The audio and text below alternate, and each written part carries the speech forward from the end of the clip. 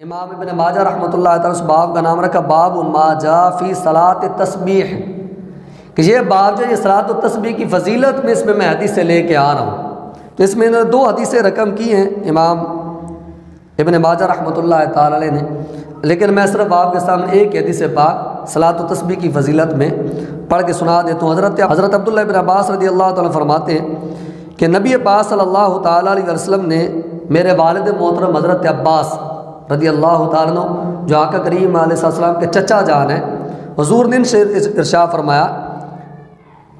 کہ یا عباس یا اماہ، اے عباس اے میرے چچا جان، الا اعطیک، کیا میں آپ کچھ عطا نہ کر دوں، الا امنحک، اے چچا کیا میں آپ کچھ تحفہ نہ دوں، الا احبوک، اے چچا جان کیا میں آپ کے ساتھ کوئی بھلائی نہ کروں، الا افعل لک،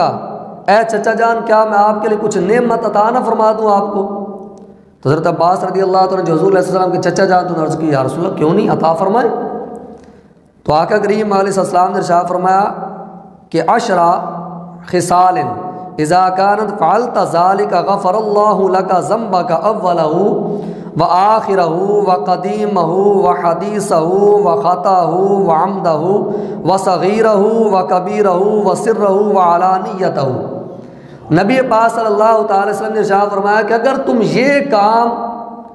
کر لو تو اللہ تبارک و تعالیٰ تمہارے سارے اگلے پچھلے گناہ بخش دے گا، تمہارے نئے پرانے گناہ بخش دے گا، تمہاری چھوٹی بڑی ساری خطائیں معاف فرما دے گا، اور تمہارے جان بوجھ کر کیے گئے گناہ اور جو غلطی سے تم سے ہو گئے، جو بھولے سو گئے، رب تعالیٰ تمہارے وہ بھی معاف فرما دے گا، اور جو گناہ تم نے چھپ کر کیے یا جو گناہ تم نے اعلانیہ کیے، رب تعالیٰ تمہارے سارے گناہوں کو بخش دے گا۔ یہ ایک عمل تم نے کرنا ہے، وہ کون سا عمل ہے؟ آقا کریم علیہ السلام نے ارشاد فرمایا ان تصلی 4 رکعات تقرأ فی کل رکعۃ بفاتحۃ الکتاب وسورۃ فاذا فرغت من القراءۃ فی اول رکعۃ۔ آگے صلاۃ تسبیح کا مکمل طریقہ بیان کیا۔ حضور علیہ السلام نے ارشاد فرمایا کہ تمہیں یہ کرنا ہے کہ 4 رکعتیں تم نے پڑھنی ہیں، ہر رکعت میں ثنا وغیرہ پڑھنے کے بعد سورہ فاتحہ پڑھنی ہے، سورہ فاتحہ کے بعد جو سورت تم پڑھ سکتے ہو وہ سورت پڑھو، اور وہ سورت پڑھنے کے بعد تم نے جب سورت مکمل ہو جائے تو 15 مرتبہ یہ تم نے کلمہ شریف پڑھنا ہے، یعنی ہر رکن میں ثنا سے پہلے 15 مرتبہ، قرات مکمل ہونے کے بعد 10 مرتبہ، رکوع میں جانے کے بعد 10 مرتبہ، پھر رکوع سے کھڑے ہونے کے بعد 10 مرتبہ، سجدے میں جب جائیں گے پہلے سجدے میں 10 بار، سجدے سے اٹھنے کے بعد 10 بار، پھر دوسرے سجدے میں 10 بار۔ تو یوں کر کے حضور علیہ السلام نے مکمل یہ طریقہ ارشاد فرمایا کہ اس طرح ایک رکعت میں تمہارا 75 مرتبہ یہ کلمہ شریف ہوگا، سبحان اللہ والحمد للہ ولا الہ الا اللہ واللہ اکبر۔ یہ ہر جگہ پہ یہ تم نے کلمہ شریف پڑھنا، تو ایک رکعت میں 75 بار یہ کلمہ شریف ہوگا، اور 4 رکعتوں میں یہ 300 بار کلمہ شریف ہو جائے گا۔ تو اب اس کی یہ فضیلت ہم سن چکے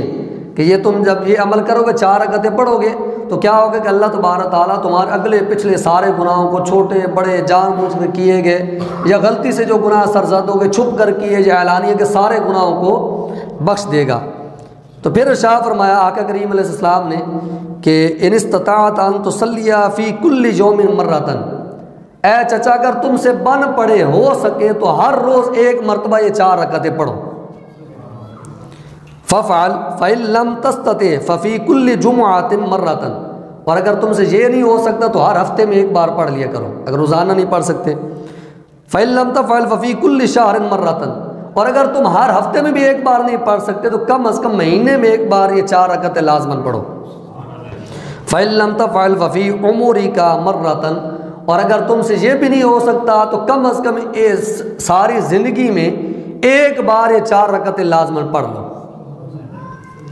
تو یہ صلاۃ التسبیح کی خاص فضیلت ہے جو سنن ابن ماجہ شریف جو حدیث کی مستند ترین کتاب، 6 نمبر پر حدیث کی کتاب ہے مستند، اس کتاب کے اندر حدیث نمبر 387 میں نے آپ کے سامنے یہ پڑھ کر سنائی ہے۔ تو شب برات کے بہت زیادہ فضائل ہیں،